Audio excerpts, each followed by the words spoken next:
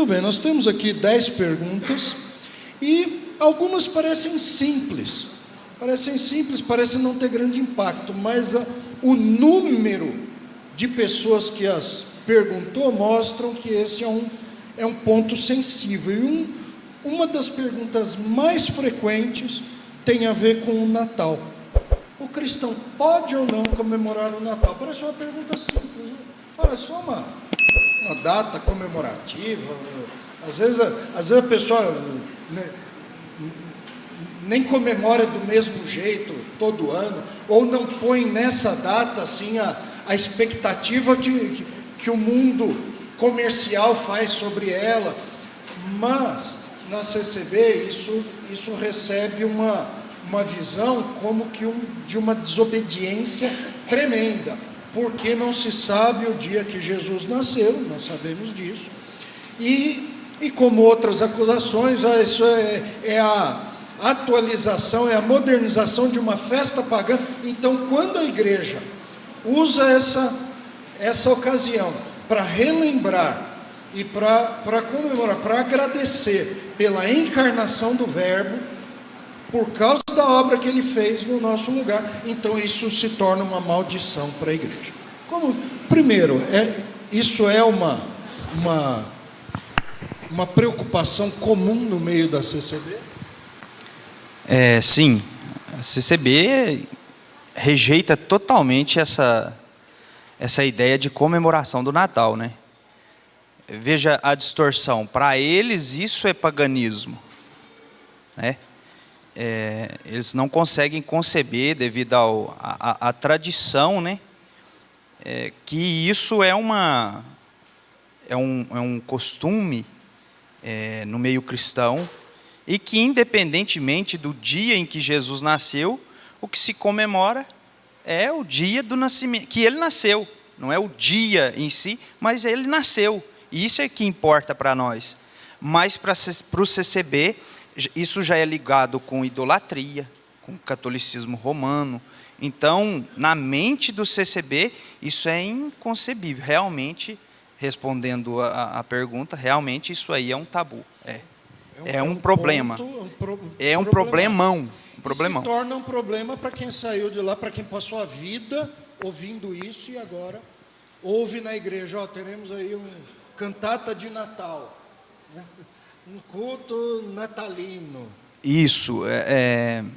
Às vezes tem igrejas que colocam até enfeites, né? Na época do Natal colocam um enfeite e tal. Aquilo ali, para o visual, CCB é muito visual, ele chega e já impacta. Será que eu estou numa igreja boa? Se colocar árvore de Natal... Meu Deus do céu! Então, a porta do inferno.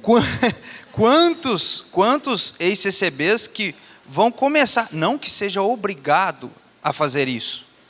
Eu tenho que colocar uma arvinha de Natal lá na minha casa, eu tenho que colocar pisca-pisca, eu tenho que fazer isso. Não é obrigado. Mas para um CCB se sentir livre para fazer isso, é muito difícil.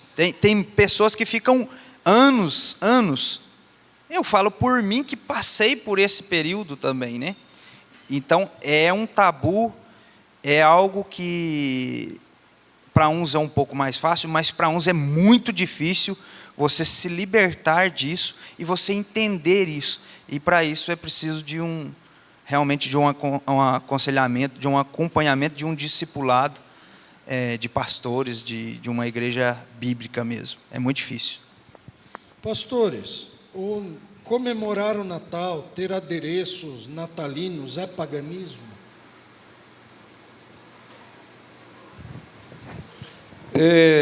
O crente, quando ele é redimido, ele passa por uma transformação, inclusive cultural. Ele tem uma cultura própria, por assim dizer.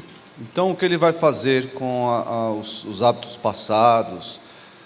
Ele vai abandoná-los, a sua maioria, né? Eu ia no pagode, agora eu não vou mais. Eu ia no carnaval, agora eu não vou mais.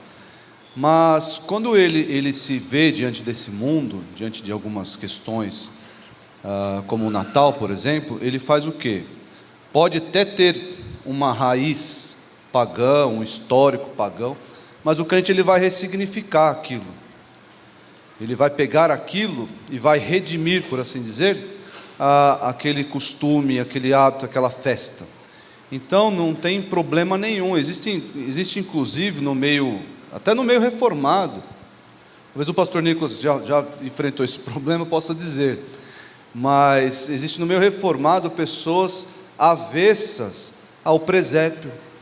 Não pode fazer imagem de Jesus, de José e Maria pode, mas de Jesus não pode, por N motivos, enfim, e cria todo assim um problema em torno dessas questões que para nós representam, são memoriais, representam uma realidade que nós vivemos a partir da nossa conversão. Então, se é o dia 25 de dezembro ou não tem problema. Não tem problema. Mas isso tem origem. Nós ressignificamos essa festa que porventura tenha nascido numa tradição pagã. Para nós, o que é o Natal? É isso, é a celebração do nascimento do nosso Salvador. E temos lá os textos bíblicos, nos evangelhos, mostrando como esse nascimento se deu, e nós utilizamos essa data para relembrar. Mas e a árvore de Natal? E os enfeites, tudo aquilo? Vão servir para adornar essa festa que nós demos esse significado. É claro, é complicado até porque existem irmãos fracos na fé, nós devemos ensiná-los, andar uma milha com eles, especialmente os que estão chegando, às vezes não têm todo o conhecimento, todo o arcabouço bíblico e cultural em torno disso. Então, às vezes, dependendo da circunstância, nós nos abstemos de, eu vou colocar a árvore de Natal para provocar, como o pastor Nicolas disse ontem, para provocar, para fazer isso. Não, eu não vou fazer isso em amor a um irmão que, por enquanto, é fraco na fé, não entende certas coisas. Vou fazer isso por pouco tempo, até essa pessoa crescer e amadurecer. Mas com relação à celebração e tudo isso, não tem problema nenhum. É você colocar um peso demais em algo que nós podemos usar, ressignificar para o nosso próprio benefício. Quem tem crianças em casa sabe muito bem do poder didático do Natal, dessa festa e de todos os adereços. Sabe muito bem, se eu utilizo tudo isso para ensinar meus filhos, para ensinar a minha família, para reunir a minha família em torno de um propósito comum, que é a celebração do nascimento de Jesus, que foi um momento especial na história, foi um momento glorioso na história. Anjos apareceram, os astros se moveram, não é um evento qualquer. Vamos celebrar isso. É maravilhoso se você tiver essa mentalidade. Mas o pastor Nicolas pode falar um pouco sobre esse problema de representação visual da imagem de Jesus, por exemplo. Essa questão de não poder representar Jesus em presépio, desenho, filme, assistir The Chosen, todas essas coisas aí, isso acaba sendo uma forçação de barra em relação à imposição do mandamento de não fazer imagem de Deus. Mas Colossenses fala que Jesus é a imagem do Deus invisível. Então, quando a gente representa Jesus num filme, numa série, num desenho, num presépio, num enfeitinho de Natal, seja lá o que for, numa revistinha de criança, a gente não está adorando imagem como no Antigo Testamento era proibido, porque Deus proibiu fazer imagem, porque quando Ele falou no monte, nenhuma imagem foi vista. Mas Jesus encarnou. Mas Jesus é a imagem.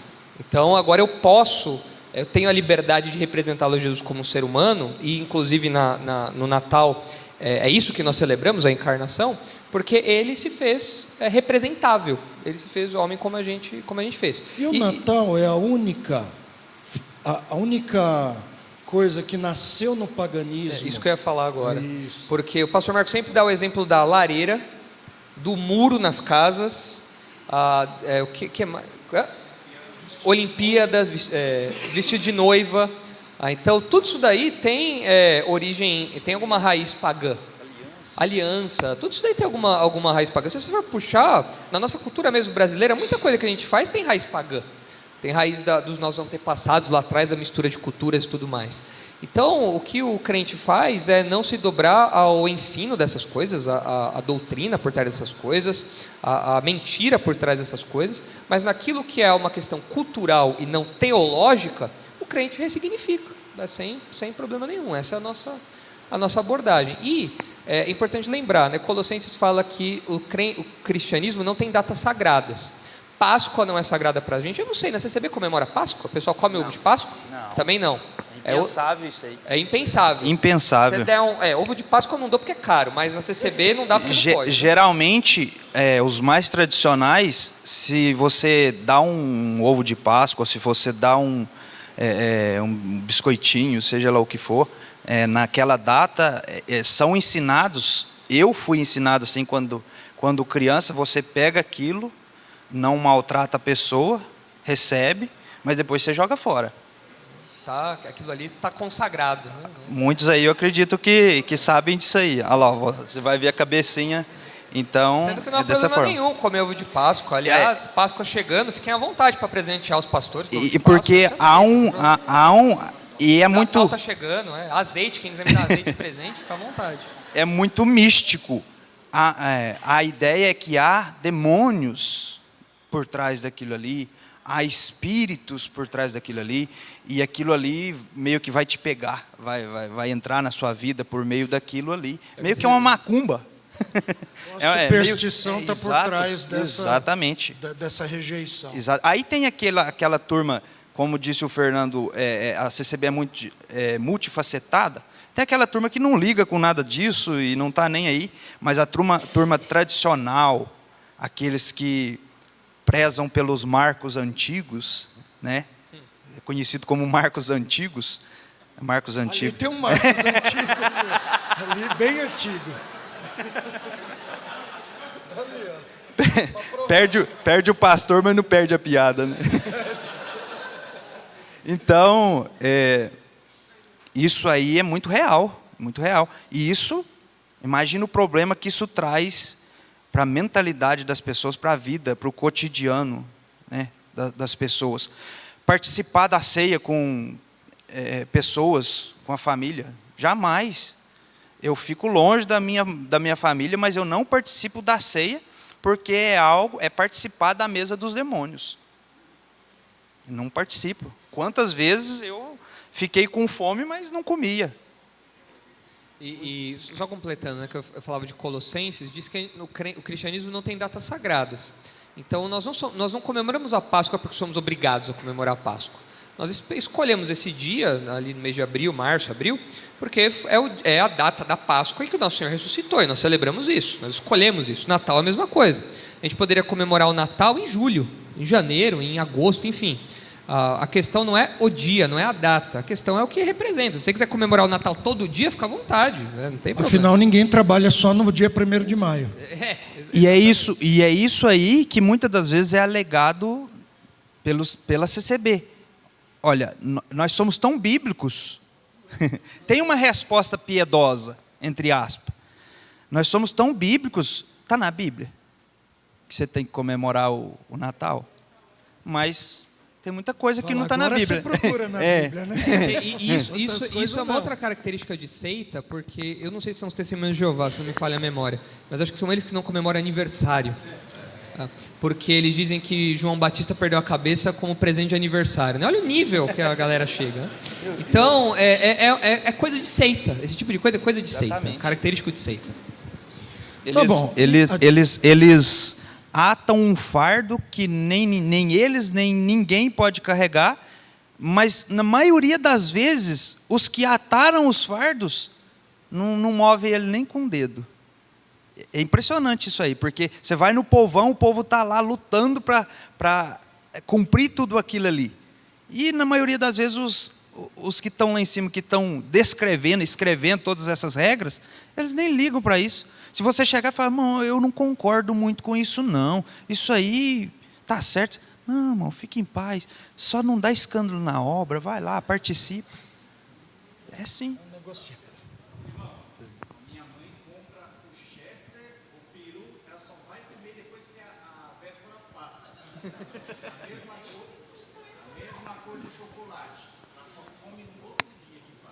Isso aí é muito real. Passou o dia, não tem problema. Acabou o Aí o encanto. demônio já acabou o turno dele.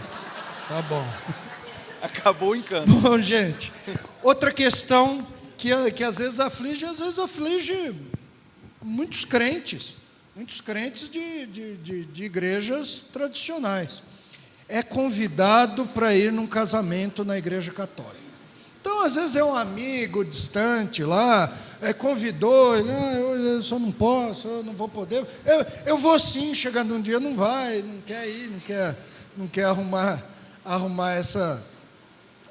esse dissabor. Mas aí tem gente que o parente, o irmão, convidou para ir no casamento na igreja católica, e a pessoa fica naquele drama. Como é que eu vou na igreja católica? É pecado? E muitos afirmam o seguinte: se você for, você está apostatando, você está idolatrando, você está indo no... Como fica isso? O crente pode ir a um casamento na igreja católica?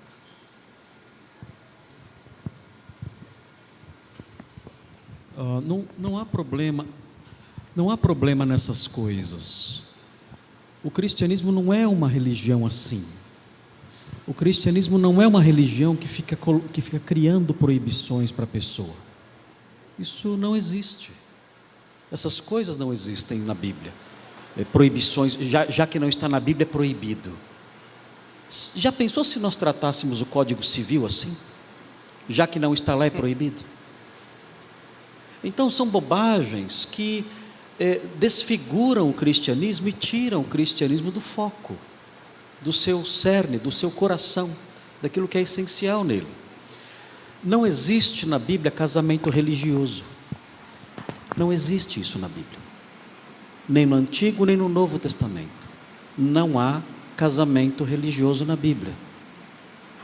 Não existe na Bíblia a figura do pastor que realiza casamentos. Isso não existe. Não é função bíblico-pastoral realizar casamentos. Isso não existe. Essas coisas todas, o casamento religioso, é uma tradição que nós herdamos do cristianismo posterior, de realizarmos casamentos na igreja. Mas isso nunca existiu no Novo Testamento. Não há normas para isso. Eu não posso dizer, olha, realizar casamentos é uma atribuição pastoral. Quem falou isso? Onde está na Bíblia que o pastor é o homem que realiza casamentos religiosos? Quem disse isso? Então são tradições antigas que nós herdamos. Elas são más? Não. Elas estão na Bíblia? Não. Então são proibidas? Não. Por quê? Porque elas não são más.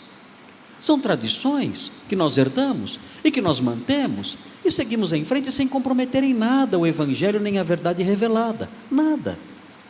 Eu realizo casamentos, mas na Bíblia não tem essa atribuição para mim como pastor. Não existe. Não existe nem o casamento religioso na Bíblia. Tem o casamento. Não a cerimônia religiosa, isso não existe no Novo Testamento. E todos nós aqui casados passamos por isso. Pecamos. Estamos debaixo de maldição. E se a sua noiva casou de vestido de branco, então, nada mais pagão do que um vestido de noiva branco. Nada mais pagão do que isso. O seu casamento está debaixo de maldição? É isso? O Senhor olha lá do céu, nosso Deus é assim? Nosso Deus é desse jeito, cheio de picuinhas, cheio de melindres? Uma cerimônia de casamento na igreja. Estou ofendido, vou amaldiçoá-lo. Queridos, essa é a nossa visão do nosso Deus. Ele é isso. Ele é esse espírito gigante, molecão, chorão, mimado. É esse o nosso Deus, um espírito gigante, mimado, que fica de cara feia quando vê um pinheirinho de Natal. Meu Deus, onde nós estamos? O que aconteceu conosco? O que aconteceu com o cristianismo? Nós somos doutores em invenções. em bobagens, em lixo, e não conhecemos a grandeza da mente de Deus, que nem se pronuncia sobre essas coisas, porque isso não tem valor nenhum, não vale nada isso. Então, queridos, se eu for num casamento na igreja católica, que vá, sente-se lá, assista o casamento, é uma cerimônia como outra qualquer. Agora, se me convidarem, por exemplo, para ser padrinho de um batismo de uma criança, é claro que eu não vou aceitar, porque aí estou participando e aprovando e dando a minha aprovação completa àquilo que está acontecendo ali, não só minha aprovação, mas meu apoio, dizendo, conte comigo nessa cerimônia. É claro que isso eu não vou apoiar, é claro que isso eu não vou fazer. Na questão de ser um padrinho, o que pode acontecer é algum crente, amigo meu, dizer, olha, eu acho que você participou ativamente de uma cerimônia, numa igreja repleta de ídolos, de adoração de imagens, em que o padre pediu ali bênçãos para santos, para outras entidades, e você como padrinho estava lá apoiando. Então evite.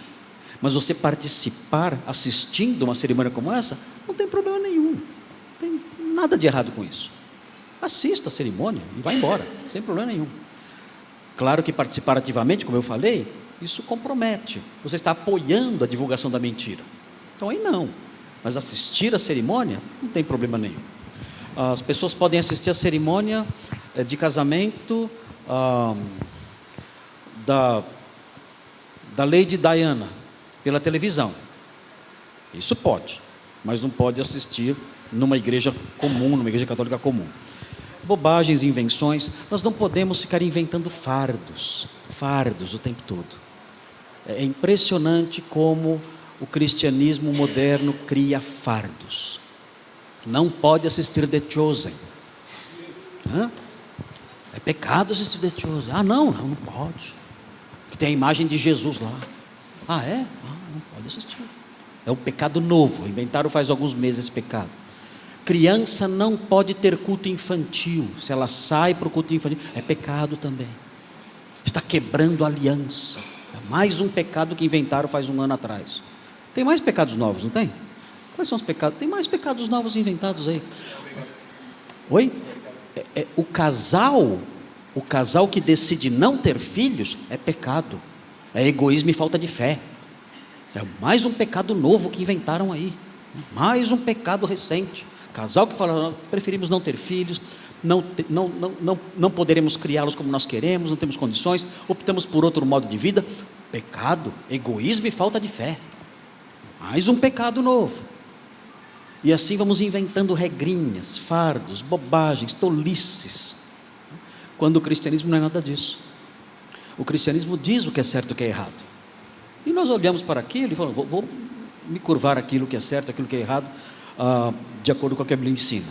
Mas outras coisas, invencionices tolas, isso aí, queridos, esqueçam isso. Não há nada na Bíblia que corrobore essas normazinhas inventadas, essas bobagens todas aí que nós vemos nas seitas, e temos visto também no meio reformado. Temos visto isso também. O meio reformado tem se enveredado por esse caminho. É assustador o que temos visto por aí afora.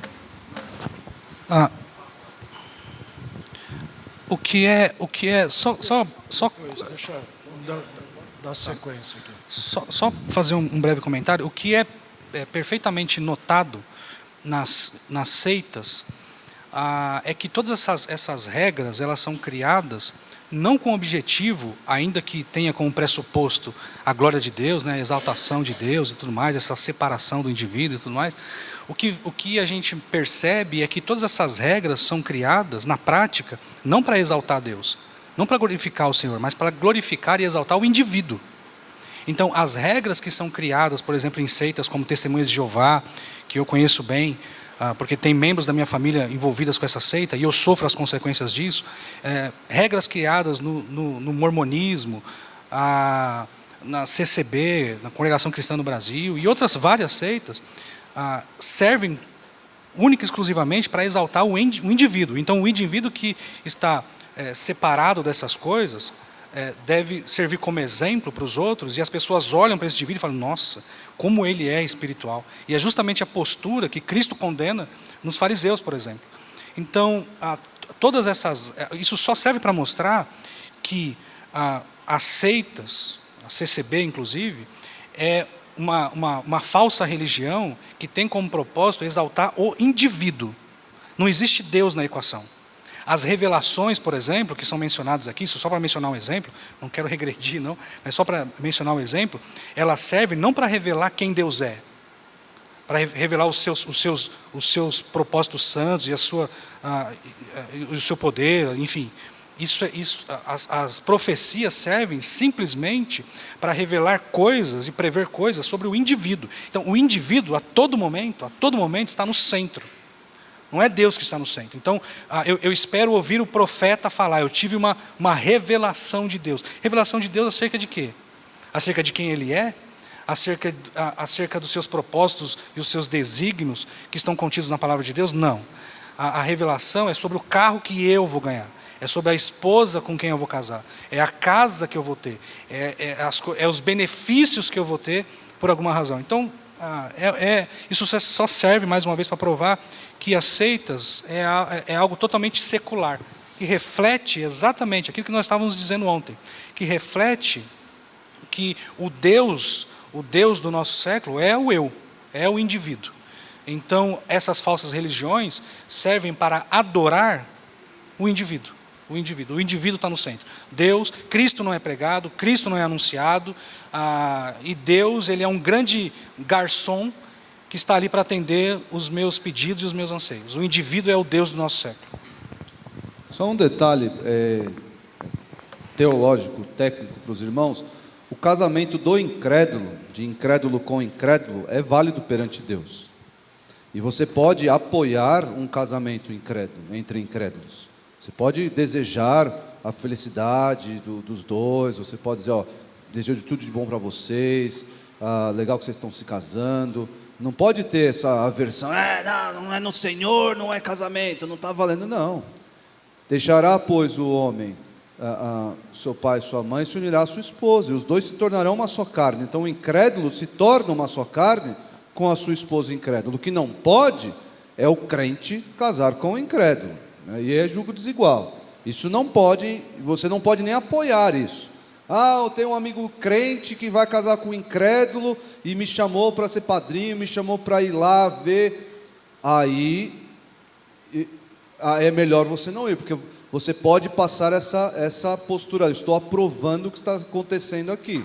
E nós não aprovamos, a Bíblia não aprova o casamento entre o crente e o incrédulo. Mas os dois incrédulos, amigos e colegas de trabalho seu, vão casar, vá no casamento deles. Vá e deseje, faça bons votos ao casamento deles. Porque esse casamento diante de Deus é válido como um casamento do crente. Não tem problema nenhum. O que não vai acontecer, talvez, é o reflexo, né, que o casamento deve ter do relacionamento de Cristo com a igreja. O incrédulo está pouco se importando com isso. Mas o casamento de um incrédulo é válido diante do Senhor. Muito bem. Eu vou aglutinar duas perguntas aqui. A pergunta é a seguinte: alguém que está na CCB já há bastante tempo, ele se converte, ele vai mudar. Não é ruim mudar? Não é, já que passou tanto tempo, não é melhor ficar ali? Ficar mudando assim não é uma coisa ruim? E outra coisa, se ele muda, ele não está atrás de um evangelho adocicado ou um caminho mais largo? Essas acusações existem, são frequentes? Sim. O que é o caminho largo para CCB? Caminho largo para CCB é o homem usar short, a mulher usar calça, a mulher usar maquiagem, e essas regrinhas. Então, primeiro, seria necessário teologicamente se definir o que é caminho apertado e o que é caminho largo, né, para um CCB. E sim, as acusações são que, se você está saindo, porque na mente do CCB é o seguinte: puxa vida, aqui é a melhor igreja, aqui é o caminho da salvação, aqui é o céu na terra. Como alguém pode vir na cabeça da pessoa de sair daqui? Então, se ela está saindo daqui, é porque ela não quer mais ser crente. Ela quer realmente o mundo. E o mundo são essas coisas. Ela quer ir na praia. Ela quer... Inclusive, eu vou para a praia agora, depois. Vou conhecer o mar. Mineiro, né? Já somos criticados, que Minas não tem mar. E CCB Raiz, não conhecia o mar. Agora eu vou levar a família para conhecer. Mas então, essas acusações são todos os dias. Inclusive, está havendo meio que uma revolução dentro da CCB em liberar, ainda que veladamente, né, e liberando para que as pessoas tenham liberdade de fazer essas coisas. Você não precisa sair daqui. É só por isso que vocês estão saindo? Poxa, então fica aqui. Fica em paz. Se o outro te critica, não, o seu negócio é com Deus. Fica quieto, deixa. No tempo certo, Deus faz a obra. Que é libertar, né, dessas coisas. Deixa quietinho. Então, não acabou o exclusivismo, não acabou aquele legalismo, porém, eles estão dando uma outra face, uma outra roupagem para isso. Fica em paz, fica tranquilo, no tempo certo Deus faz a obra. A mesma questão do batismo, por exemplo, porque a CCB tem como batismo salvífico e só o da CCB, da forma como é realizado na CCB. Então, quando vieram a ser criticados, um ancião, presidente, disse, não é bem assim, que só o batismo da CCB que está certo, que salva. Não pressiona as pessoas, deixa elas virem, deixa elas ficarem aí, tranquilinha, dá tempo. Ou seja, ele está dizendo o seguinte, no tempo certo, quando elas entenderem que o nosso batismo é que é o certo, que o nosso batismo é que salva, elas vão se batizar. E a mesma coisa está acontecendo para tudo isso, para todas essas coisas. Se vocês estão saindo por causa disso, eles não conseguem conceber a ideia de que as pessoas estão saindo por causa de evangelho. Porque eles sequer conhecem o que realmente é evangelho. Puxa, aqui nós temos a doutrina apostólica. Aqui nós temos a igreja, eles têm muito de dizer isso, nós somos a igreja que mais se aproxima da Bíblia. E aí a gente brinca, né? Eles só se aproximam, não abrem a Bíblia, né? Eles se aproximam, mas não abrem a Bíblia. E se você está aqui e você vai sair, só pode ser para adulterar, para fornicar, para viver uma vida dissoluta, para vestir calça, a mulher vestir calça, para o homem vestir bermuda, para ir na praia e etc. e tal. Então, essas acusações são frequentes, cotidianas, porque eles realmente não conseguem conceber a ideia de uma pessoa sair da CCB. Isso é o quê? O sectarismo, o exclusivismo. O exclusivismo. Se nós temos a melhor forma, e você não quer se encaixar essa melhor forma, é porque você quer caminho largo. Você quer a porta larga. Você quer caminhar no caminho que o mundo caminha. É mais ou menos isso. Pastores, alguém que se converte dentro da CCB, agora a língua travou, né? Dentro da congregação cristã no Brasil, ele deveria ficar lá, não é ruim mudar, e ele não deveria ficar lá pregando o evangelho. O que ele deveria fazer? Não deveria, já que ele começou lá, não deveria morrer lá? Eu não me converti num contexto de seita, né?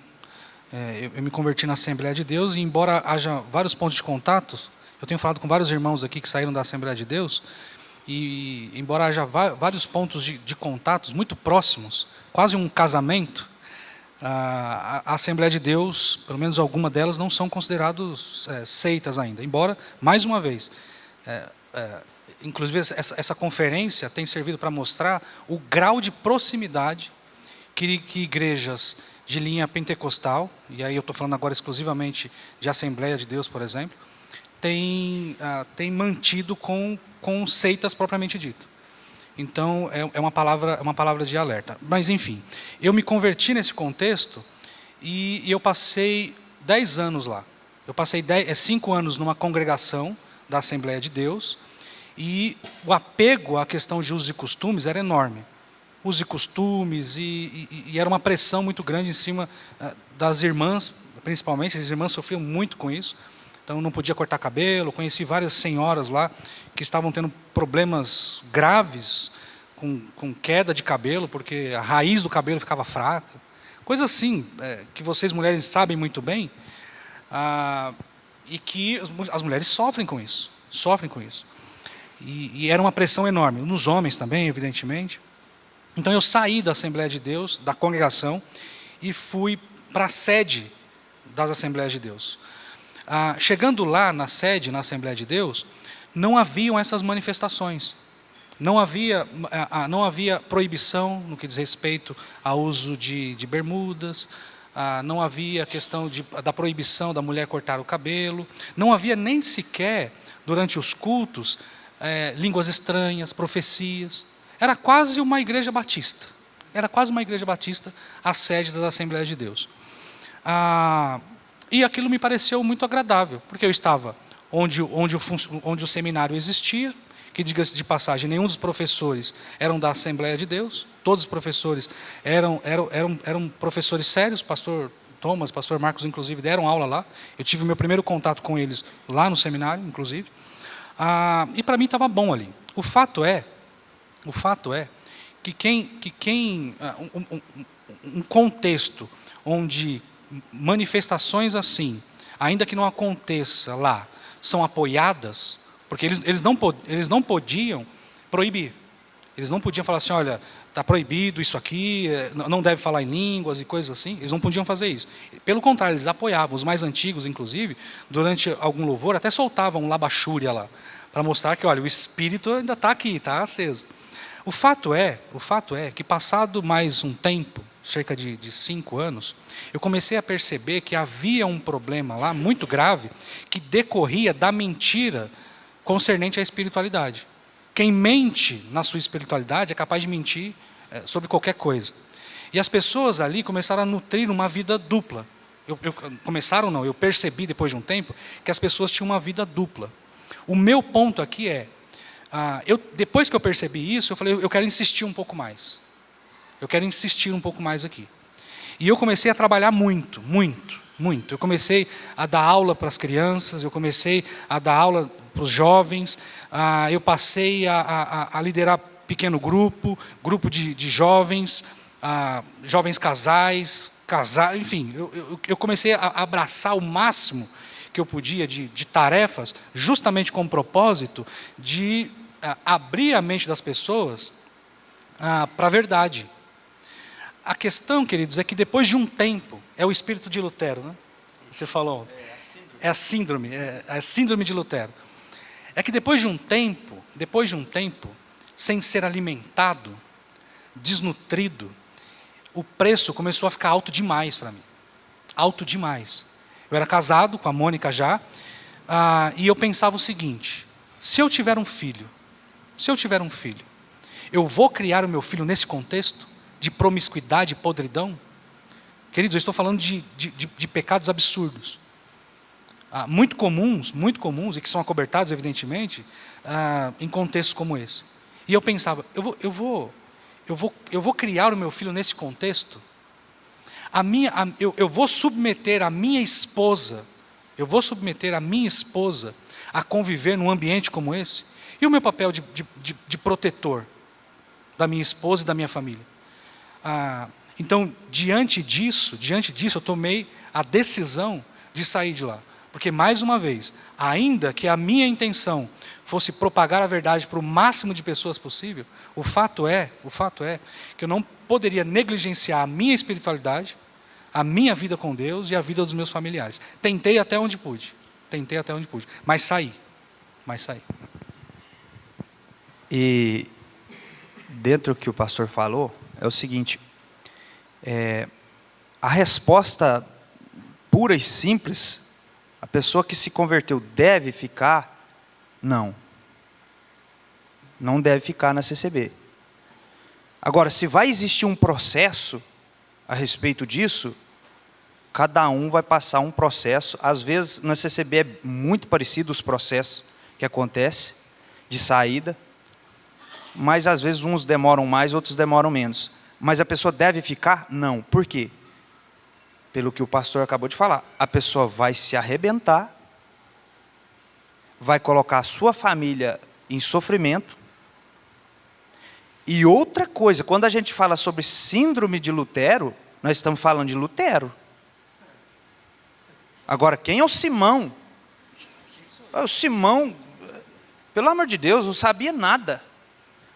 Eu tinha conhecido o evangelho, o básico do evangelho, e eu achava que eu ia reformar a CCB. Olha, isso também não deixa de ser, apesar de ser um desejo do coração de pregar o evangelho, mas tem mistura de orgulho nisso. De prepotência, de achar que você agora é o capacitado da vez, a pessoa que realmente é o teólogo. É o grande teólogo. Essas pessoas, e principalmente, pessoas que vêm de um contexto de liderança, igual eu era cooperador lá, do ministério, essas pessoas precisam ser discipuladas. Elas não têm que discipular, elas não têm que dar instrução, elas têm que ser instruídas. E na CCB você vai ser instruído para o erro. E ficar flertando com uma seita que ensina heresias o tempo todo, ou não ensina nada. Em algum momento eles falam nada com nada, outra hora eles ensinam, quando eles realmente enfatizam alguma coisa, é algo que, se você aplicar na sua vida, vai te levar para o inferno e também vai trazer problemas enormes no seu cotidiano. Então, inclusive, o pastor Marcos ontem, quando perguntado pelo irmão a respeito de pessoas que estão em uma localidade, né, onde não podem se deslocar, é longe para ir numa igreja, tem todo um contexto na pergunta, né? O que ela deveria fazer, ele explicou muito bem. Essas pessoas devem se reunir e tudo mais. Mas eu gostaria de enfatizar aqui, essas pessoas precisam ser discipuladas. E eu creio que o pastor Marcos concorda plenamente com isso. Essas pessoas precisam de um pastor, as pessoas precisam de alguém maduro na fé para discipular essas pessoas. E essas pessoas devem procurar alguém, um auxílio de alguém, de uma igreja, para que recebam esse auxílio. Elas não podem se autodiscipular. Elas vêm de um contexto tão terrível. E principalmente, aquela pessoa veio, e no nosso grupo tem um que veio de liderança, como é o meu caso. Saímos uma turma, crente no evangelho, e eu era aquela pessoa da liderança ali, naquele meio. Então nós vamos pegar essa pessoa e vamos colocar ele como o nosso líder aqui, só que agora biblicamente e tal. Eu vou ser bem sincero, eu era o que mais precisava ser discipulado. Então tenho muito cuidado com isso, em realmente buscar um apoio de uma igreja e de pastores bíblicos, para que a partir dali então nasça essa comunidade e se torne uma igreja, e possa assim nascer pastores e líderes, inclusive do meio daqueles irmãos.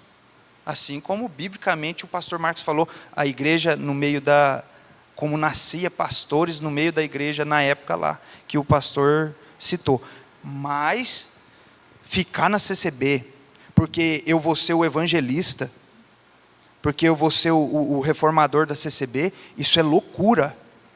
Isso é colocar a sua vida e a vida dos outros em um sofrimento e um peso que você jamais vai conseguir carregar. Você vai bater cabeça, sofrer. A questão é, quanto tempo você quer sofrer? Menos tempo ou mais tempo? É só isso. Se você quiser sofrer mais tempo, não, mas eu quero experimentar. Vá em frente. Tenta. As consequências você vai recebê-las e vai ter que arcar com elas. Principalmente se você é o homem da casa, se você é o marido. Então, vá em frente. Mas saiba, quanto mais tempo você ficar, sem falar, que eu estava conversando com um irmão aqui antes do painel, e sem falar no sentido de que se você é um músico, se você é um irmão da porta, uma irmã auxiliar da porta, se você, em qualquer área que você contribua, até mesmo com a sua presença, porque você influencia pessoas direta ou indiretamente, tem pessoas que confiam em você. Tem pessoas que vão num lugar porque eles acreditam. Poxa, mas a pessoa, eu confio naquela pessoa. E eu vou naquele lugar porque aquela pessoa está indo. Então eu vou também. Então você indiretamente está contribuindo para o sistema. Se a pessoa toca na CCB, ela está contribuindo para o sistema da hipnose. Porque a música na CCB não é para louvar ao Senhor. A música na CCB é para criar uma áurea, uma atmosfera, para que depois venha o quê? A doutrina do profeta, a profecia do profeta, e você esteja aberto para receber aquilo. Se você é músico na CCB, você está contribuindo para isso. Se você está na porta, recebendo as pessoas, entra, fique bem. Você está contribuindo e deixando ela confortável para receber as falsas profecias. E assim, em qualquer área, em qualquer aspecto da CCB. Então a resposta é não. Só para completar a minha fala, quando o apóstolo Paulo escreve para os crentes de Tessalônica, em 1 Tessalonicenses, e logo no primeiro momento, onde ele louva a Deus pela vida dos Tessalonicenses, e fala do bom testemunho que eles estavam dando pelas pessoas de outras regiões, né, da Macedônia e tudo mais, o apóstolo Paulo, ele louva a Deus pelo fato deles terem abandonado os ídolos. Então, o ponto é, o apóstolo Paulo louva a Deus pela vida dos Tessalonicenses, não pelo fato deles, estando entre os ídolos, fazendo um papel de evangelista ali, né? Olha, eu louvo a Deus porque vocês, mesmo estando entre os ídolos, estão aí empenhados em propagar o evangelho. Não. O apóstolo Paulo louva a Deus pelo fato deles terem abandonado os ídolos. Então Deus vai ser muito mais glorificado se você abandonar esse ambiente, abandonar isso aí o quanto antes. Eu canso de dar conselhos assim. As pessoas chegam para mim e falam, pastor, olha, eu sou de uma determinada igreja, enfim, quando eu já conheço, principalmente, e sei do contexto, a palavra de Deus não é pregada, deturpada, as pessoas têm uma moralidade fraca, porque não conhecem a verdade, porque ela é negligenciada. O meu conselho, e o conselho dos demais pastores aqui, é simples: fuja de lá imediatamente, e procure uma igreja séria. Deus vai ser muito mais glorificado e exaltado se você sair de lá, acredite nisso. Na esteira desses problemas enfrentados por quem se converteu e acaba ficando mais tempo do que deveria não aceita, fica aqui uma questão que nos foi transmitida. E quando um do casal, eu vou lançar essa pergunta para os pastores, um do casal se converte, o outro não, e eles têm filhos pequenos. Não, a questão específica da educação dos filhos. Os filhos ficam no meio da tensão dos pais, cada um numa igreja, e não há concordância, e seja a esposa que se converteu, quem me procurou falando isso era o marido que se converteu, e a questão é como educar adequadamente no Evangelho meus filhos no meio dessa tensão, que recebe ali dos dois lados, como lidar com isso? O cônjuge crente vai entrar numa relação de competição pela mente da criança, mas isso não é nenhuma novidade. Isso acontece na escola, isso acontece no mundo aí fora. Os pais crentes vivem competindo pela educação da criança. Ou eles educam, ou o celular educa, ou a televisão educa, ou a professora educa. Todos estão educando o tempo todo. cada filme que a criança assiste, cada joguinho de que ela participa, cada aula que ela assiste na escola, cada parente incrédulo com quem ela passa algum tempo, o vovô, a vovó, o tio, enfim, todos estão o tempo todo competindo pela educação da criança, pela formação dela, pela mentalidade dela. Isso vai acontecer agora entre o casal. E o cônjuge crente vai dizer, ó, o que a sua mãe falou é errado. E a mãe vai dizer o contrário, não, mas o que seu pai falou é errado. E ele vai continuar dizendo a verdade. O que vai acontecer no futuro, o que vai se instalar no coração da criança de modo definitivo e transformador, fica nas mãos de Deus. O certo é o pai crente instruir a criança dia e noite, sem parar. De acordo com o Shema do Israel, né, do capítulo 6 de Deuteronômio, a educação do pai crente para a criança é o tempo todo, em qualquer circunstância. Não é no culto infantil, não é no culto doméstico. Quer fazer o culto doméstico? Faça, é bom. Mas não é só aí a educação da criança. É ao se levantar, ao se deitar, ao andar pelo caminho. É o tempo todo ensinando a criança. É o tempo todo. Para obter a mente dela. Para encharcar a mente dela com a verdade. E o cônjuge crente deverá fazer isso, sabendo que além da competição com as pessoas lá de fora, existe a competição dentro de casa também. Existe a competição, é mais trabalho. Mas não tem outro jeito, é fazer o quê? Não tem como mandar o outro cônjuge calar a boca e não ensinar mais nada, não tem jeito, é pai, é mãe, não tem como. Então ele vai ter que fazer essa competição de modo mais acirrado. Isso acontece no nível familiar sempre. Sempre vai ter uma tia, um tio, um primo, que vai tentar colocar alguma bobagem na cabeça da criança. Sempre vai ter. E não é só contexto de CCB, um casal separado. Casal separado em que um é crente e outro não é. A criança vai passar um tempo lá, guarda compartilhada, vai passar lá um fim de semana, 2, 3 dias por semana, com o cônjuge, com o ex-cônjuge que não é convertido. O que essa pessoa vai fazer? Vocês acham que esse cônjuge não convertido, esse pai não convertido, separado da mãe, não vai ensinar nada? É claro que ele vai. Então isso não é um problema só de pessoas que enfrentam aí a questão de ECCB, de sair da CCB. Isso é uma questão que todo casal enfrenta, mesmo quando os dois são crentes, essa competição pela mente da criança sempre vai existir. A questão é quem bombardeia mais e com mais eficácia. Mas isso sempre vai existir. E assim, o que geralmente as respostas que a gente gostaria de ter diante de casos como esse fossem respostas simples, né? 2 mais 2 é 4. Diante de uma situação dessa, faça isso, e está tudo resolvido, está tudo certo. Mas infelizmente, nós vivemos num mundo caído, pecaminoso. Os efeitos do pecado são reais, de maneira que não existe muitas vezes soluções simples para questões que são realmente complexas. Ontem o pastor Marcos falando sobre a questão do casal, e agora uma problemática a mais, né, a questão dos filhos e tudo mais. Eu sei que a expectativa de muita gente é ouvir uma fala do tipo, faz isso aqui, e está resolvido, está tranquilo. Quando nós lemos o apóstolo Paulo falando assim, olha, quando o marido incrédulo quer se separar da sua esposa crente, deixe-o partir.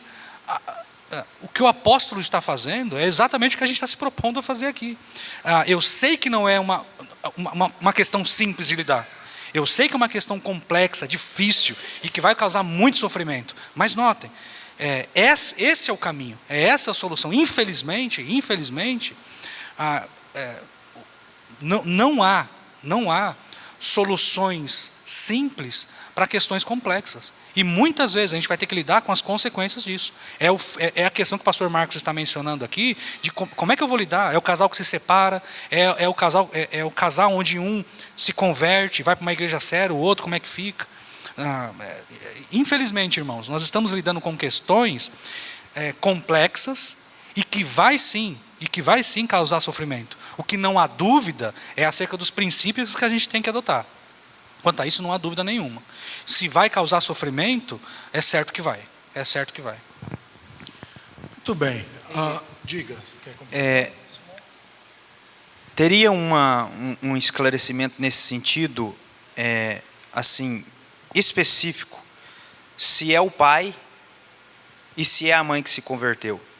É claro que ambos os casos, o que eles vão ter que ser? Cristãos. Como que você vai educar seu filho? Sendo cristão. Se você se converteu e é um cristão, então você vai ser um cristão, um pai cristão. Se você é uma mãe e se converteu, você vai ser uma mãe cristã. E para isso existem os princípios bíblicos que vão te dizer o que é ser um pai e uma mãe cristã. Porém, o pai tem um papel e a mãe tem um outro papel na relação ali, matrimonial, para com os filhos. Tipo assim, o pai, ele tem o papel de liderança, de ser o sacerdote do lar. Então, nesse sentido, ele vai dizer, isso é uma pergunta para os pastores, ele vai dizer, não, os meus filhos, eu sou o sacerdote do lar, e os meus filhos vão comigo para a igreja. A mãe, o papel dela é de submissão, mas aí ela não é crente, ela vai querer impor, não, os meus filhos vão comigo. O que fazer? Ao contrário, a mãe. Quando o pai manda, acabou. Ponto final, o pai manda. Ele se converteu, falou, ele vai comigo e ponto final. Ah, você parar, seja feliz. Os filhos vão comigo, eu mando nesta casa, a autoridade máxima que é minha e eles vão comigo. Eu acho que a dúvida era mais nesse sentido. É ponto final. Não se discute isso. É claro que o marido não pode ser assim o tempo todo. Ele não pode chegar e falar, eu quero arroz desse jeito. Não é assim. O marido e a esposa devem viver de modo sereno.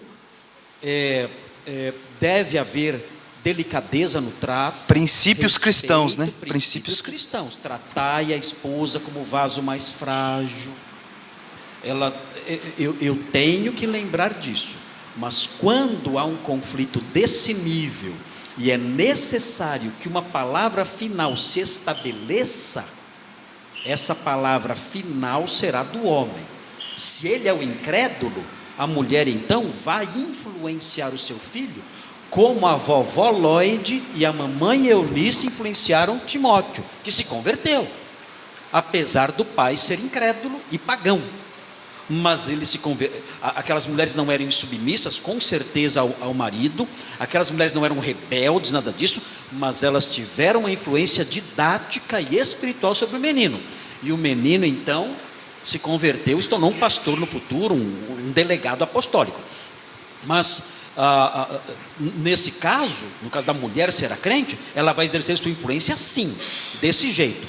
Já se o homem é o crente, ele vai exercer essa influência e, além de exercer essa influência, ele terá que exercer a autoridade. Se essa autoridade for resistida, então ele dirá, olha, chega, já tentei explicar para você, já conversamos, você insiste em não se submeter. Então agora, o diálogo acabou. Agora o que eu vou enunciar é um comando, não é mais um diálogo agora. Agora é uma decisão monocrática. Agora é uma decisão, isso aqui não é mais democracia, acabou, não é mais democracia isso aqui. Agora quem vai dizer o que vai acontecer sou eu, como líder da casa. Eles não vão a essa seita, eles vão comigo à igreja, ponto final, isso não se discute mais. Pronto, é isso. Agora, tem que ser um homem de verdade, um marido de verdade, tem que ser assim. E arcar com as consequências. Então eu vou embora para minha mãe, olha, dê um abraço na sua mãe. E pronto. Mas ele tem que fazer valer a sua autoridade. Está faltando hoje em dia maridos que sejam homens de verdade. Exato. Geralmente a mulher ameaça e até bate na cara do marido. E o marido se sujeita àquilo tudo. Isso é inadmissível, o marido cristão se sujeitar a isso. Inadmissível. E existe a ideia de que isso é falta de amor. Na verdade, isso é amor.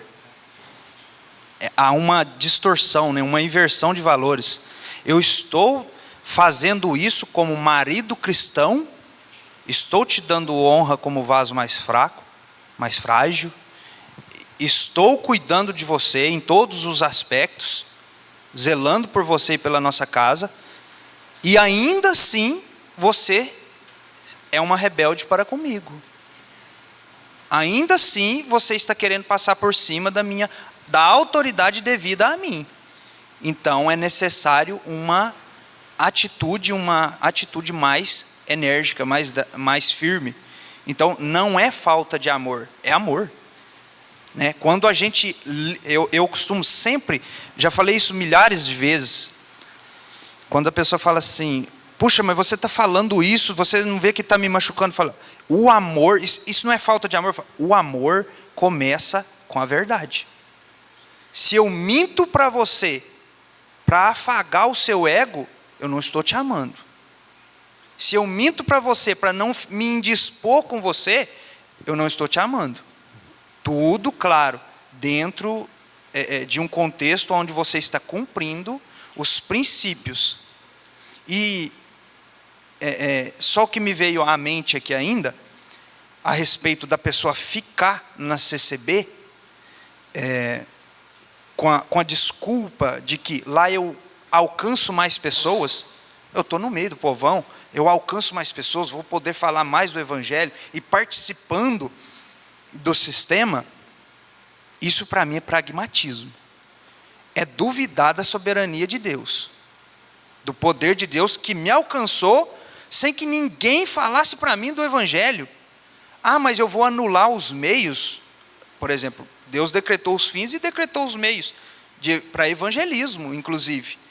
Mas o evangelismo bíblico, eu creio, e os pastores podem me corrigir, tem que partir, é claro que a pessoa se converte hoje e ela já vai evangelizar. Porém, em que nível? Agora, não, eu sou um evangelista da igreja, mas você foi enviado pela igreja? Você tem o amparo de uma igreja local? Você presta contas a uma igreja local? Ou você faz as coisas de maneira autônoma? Ou você é o dono de si mesmo? Não, eu só presto contas a mim mesmo. Eu não devo...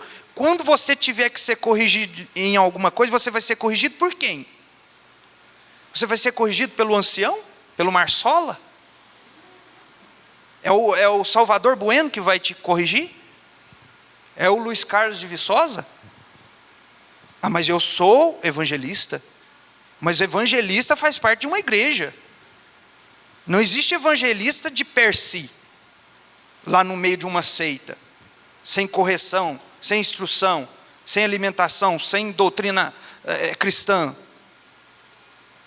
Vocês entendem? Então, porque existe um trabalho, inclusive, de influenciadores que estão na CCB e que atacam constantemente as pessoas que estão saindo, como o pastor falou, que imediatamente querem sair porque perceberam onde estão, o buraco em que caíram ou que se meteram, e existe um ataque a essas pessoas que elas são covardes. Você está saindo porque você é um covarde, você está deixando as outras pessoas lá. Nós seríamos covardes, e é claro, como pecador que sou, eu tenho as minhas covardias, eu não sou o super-homem, mas eu seria covarde sim nesse sentido, se eu saísse e virasse as costas e não estivesse aqui hoje, onde está sendo transmitido, onde tem um público nos ouvindo e falando para essas pessoas. Eu não deixei esse público de lado, só que eu confio em Deus que me tirou de lá, que me converteu, que converteu o meu coração, que Ele também vai alcançar essas pessoas. E não é o Simão, o super-homem, que tem que ficar numa seita, ouvindo heresias, submetendo a sua família a um contexto de uma seita, diabólica, porque é uma redundância, toda seita é diabólica, para que pessoas sejam alcançadas pelo Evangelho. Onde fica a soberania de Deus? Eu não estou anulando os meios de evangelismo, mas eu estou evangelizando de fora para dentro, eu não tenho que ficar lá dentro. Isso é criar uma fórmula pragmática, onde só assim eu vou alcançar muitas pessoas. Não, as pessoas vão ser alcançadas em um número maior, em um número menor, ou de jeito nenhum, ou todas as pessoas, se Deus abençoar e quiser usar de qualquer maneira, não é aquela maneira, não é aquela fórmula X, e muito menos se essa fórmula X faz com que você fique em uma seita.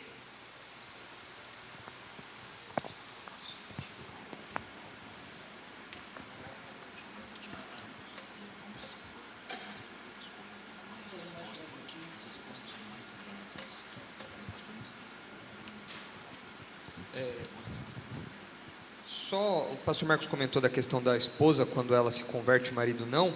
1 Pedro 3 fala da esposa que ganha o marido sem palavra alguma, por meio do procedimento da esposa, ao observar o vosso honesto comportamento cheio de temor. Quando acontece algum tipo de proibição e conflito, não dá para menosprezar o efeito do testemunho doméstico. Os filhos, o próprio marido incrédulo vai observar isso, e isso, é claro, vai ter um impacto. A pessoa vai falar, peraí, ela é diferente. Quando a bucha estourar, vai buscar conselho lá. Então é assim que a esposa, a mãe, vai agir nesses casos.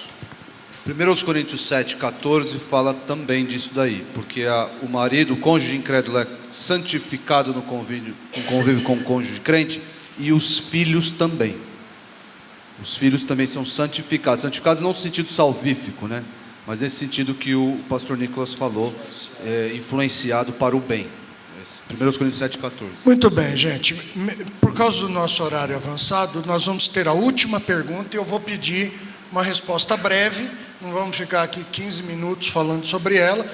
Hoje tem almoço na igreja? Não. Ainda tem umas marmitas ainda, né? Marmita e pastel. Marmita e pastel também? Então dá para você comer alguma coisa e depois ir votar. Mas a pergunta é a seguinte. A pergunta é teológica, mas ela tem uma aplicação prática danosa. Então, teologicamente, ela precisa ser respondida. O que é a blasfêmia do Espírito Santo? E aglutinando com a sequência já que existe um sumo pecado,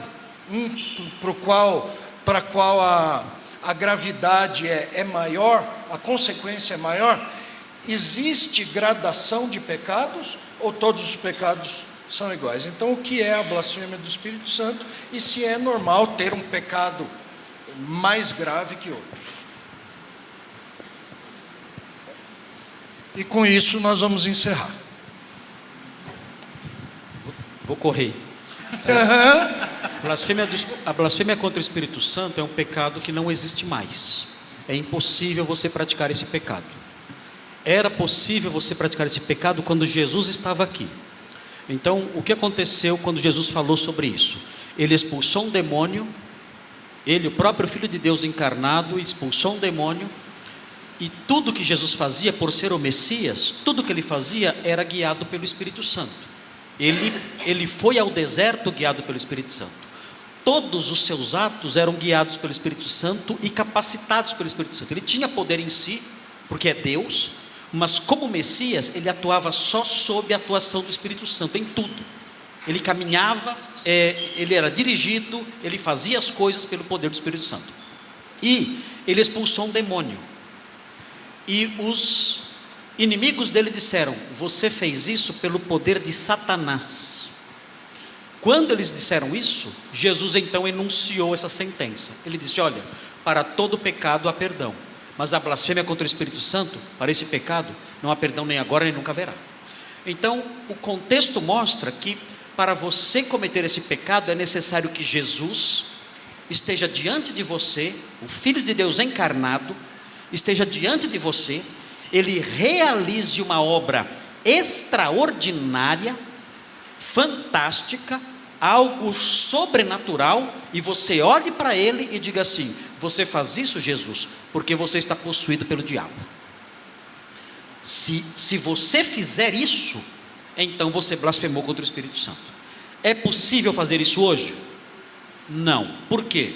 Porque Jesus foi assunto aos céus, ele não está mais presente entre nós, não há como praticar esse pecado mais. Então esse é o pecado contra o Espírito Santo, que só era possível ser praticado quando o Filho do Homem estava aqui neste mundo. Assim como a proibição de comer o fruto da árvore da ciência do bem e do mal era um pecado que não dá para ser cometido mais hoje. Essa árvore eu nem sei qual é, não sei se é melancia. Então duvidar da palavra do profeta na CCB não é blasfemar contra o Espírito Santo. Não, duvidar da palavra do profeta na CCB é uma virtude, porque a virtude é uma bênção, e você tem que fazer isso que a Bíblia fala: quando os profetas estiverem falando, você deve julgá-los. Você deve julgar o profeta quando ele fala. E isso não é pecado, isso é uma ordem de Deus, e é isso que nos protege do erro e da mentira. Então é um dever fazer isso, um dever cristão, do homem maduro, avaliar o que o profeta está dizendo e contestá-lo ao final, dizendo: olha, aquilo que você falou não é verdade, é mentira. Você está blasfemando contra o Espírito Santo. Não, eu estou corrigindo você que está dizendo mentiras para a igreja. Então, esse é o conceito de blasfêmia contra o Espírito Santo. A segunda pergunta: existem pecados, existe gradação de pecados? Claro que tem, o próprio Jesus falou isso. Jesus disse assim: olha, o que me entregou a ti, como termina o versículo? Vocês não estão lendo na Bíblia, hein? Maior pecado tem. Maior pecado tem. Ele disse expressamente isso.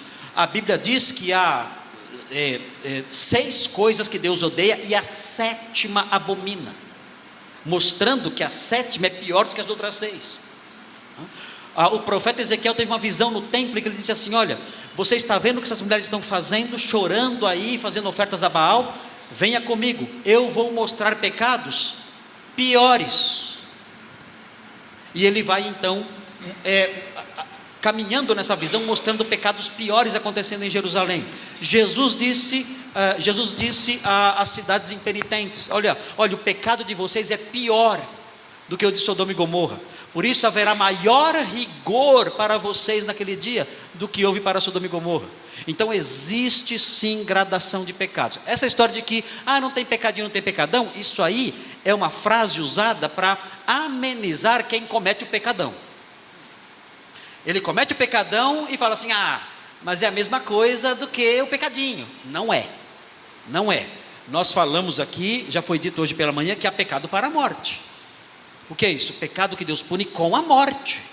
São pecados extremamente severos, graves. Então há sim uma distinção. Existem pecados que a Bíblia exige uma disciplina que é mais lenta. Na Bíblia, um rito que é mais lento, um rito eclesiástico disciplinar que é mais lento. Há pecados que o rito é mais célere, é imediato. O caso daquele homem que dormia com a esposa do seu pai, o apóstolo Paulo falou: não tem processo nenhum aqui não, é rito sumário, reúno, entregue para o diabo esse cara.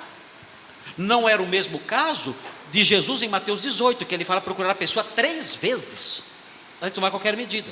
Então há gradação de pecados sim. Há pecados mais sérios do que os outros, e dizer que isso não existe só serve para amenizar a consciência daqueles que pecam gravemente e ficam falando: não tem diferença nenhuma entre eu praticar toda essa sujidade e você que cola na prova. Há diferença sim, muita diferença entre alguém que vive na lama, na podridão, na sujeira, enganando pessoas, andando com prostitutas, com travestis, com tudo quanto é lixo do mundo, e o jovem crente que colou na prova. Há uma grande diferença sim. Os dois pecaram e os dois têm que se arrepender, mas o primeiro é muito, muito mais grave, é muito, muito pior. Nesse contexto aí, trazendo para o contexto CCBano, a pergunta, que é direcionada para esse público, ou vem desse público, é no sentido de que, então quer dizer que aquela ideia de isso aqui é falta e fraqueza, e esse aqui é pecado, entende? Isso aqui é tolerável, esse aqui vai passar lá na justiça divina, porque passa por baixo do nível. Agora esse aqui, se você cometer, esse aqui Deus... Esse aqui não. Quando a Bíblia fala sobre diferença de pecado, ele intensifica alguns pecados e não abranda outros. Exatamente, existe, então, isso aí é claro na Bíblia. Essa gradação de pecados CCBana puxa para baixo a coisa. Isso, tem umas faltas, nivela por baixo. Na Bíblia tem pecados piores. Exatamente, mas todos dois Cristo teve que morrer por... O sangue teve que ser derramado tanto pelo adúltero quanto por aquela mentira que você falou. Se você não for justificado daquela mentirinha que você falou, aquela mentirinha, você não vai entrar no céu. Se você não for justificado pelo adultério que você cometeu, você não vai entrar no céu. Ambos necessitam de purificação, de justificação. E é nesse sentido. E existem os pecados mais graves, a Bíblia deixa claro a respeito disso, porém no contexto CCBano isso é usado para, eu posso cometer esses tipos de pecados aqui, porque eu não posso cometer aquele grave, Porque o pecado para a morte na CCB é o quê? Adultério, no sentido de salvação, perca de salvação. É o adultério, a fornicação e, em algum momento também, a questão do homicídio. Também é tido assim. Mas não nesse sentido de punição com a morte. Há um pecado grave, Deus pune com a morte. Não, esse aqui não vai ser perdoado. Você perdeu a salvação.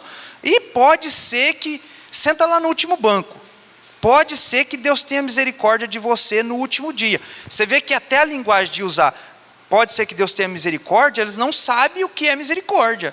Porque todos nós carecemos da misericórdia de Deus. Seja o que caiu nesse pecado ou o que não caiu nesse pecado. Veja bem, então é nesse sentido que eu gostaria de fazer ressaltar a questão do pecadinho e pecadão para os CCBs. Aplicando aí. Bem, irmãos, agora nós vamos encerrar, nós vamos orar, e à noite a programação é às 5h30 também, 5h30. Senhor, muito obrigado por esse tempo, obrigado pelas respostas que foram oferecidas aqui, com base na experiência dos teus servos, com base no conhecimento bíblico, com base na direção que o Senhor dá. Queremos pedir que todas essas respostas, acrescidas das que ainda virão à noite, sejam fruto de luz e de alívio para os irmãos que saíram da realidade do engano e agora, tendo conhecido a luz do Evangelho, querem também andar tranquilos, debaixo da sua graça, debaixo da sua orientação em tudo, em coisas grandes e em coisas pequenas também, em coisas que oferecem grandes impactos e em coisas que nos parecem fortuitas. Abençoa a nossa igreja, abençoa os irmãos que se converteram na CCB e vieram para cá, abençoe aqueles que estão nos visitando, abençoe também aqueles que estão nos assistindo pela internet. É o nosso clamor, o nosso pedido, agradecidos ao Senhor, em nome do nosso Salvador, o Senhor Jesus Cristo. Amém.